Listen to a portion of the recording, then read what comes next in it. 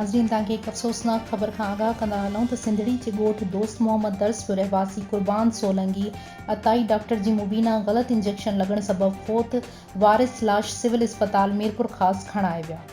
Report Mohammad Yusuf दर्स मूजिब फ़ौती nigger जो वालिद अली हसन सोलंगी ॿुधायो त 12 वरिहनि जे मासूम कुर्बान खे हल्को बुखार हो, जंहिंखे मीरपुर ख़ास जे खिपरो नाके ते मौजूद अताई डॉक्टर सिकंदर वटि खणी वियासीं। इंजेक्शन हणी असांखे चयो त हिन जी हालत ख़राब आहे, सिविल अस्पताल खणी वञो।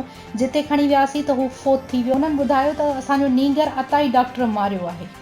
रक्षम सही हो, इनके सुबह वती है डॉक्टर नारे की सिकंदर का सुई आई, हल्को बुखार हो, उन्हें सुई हणण साण इनके माना किरी जो हमरा उन्हें सही थी दो असां पुछा कई उनके बुखार हल्को रहो इनके अची झटको अची वियो जल्दी हमें खणी एमरजेंसी दाख़िल करे असीं खणी आया हेॾा पुठियां माना अस्पताल वञी करे भॼी आया।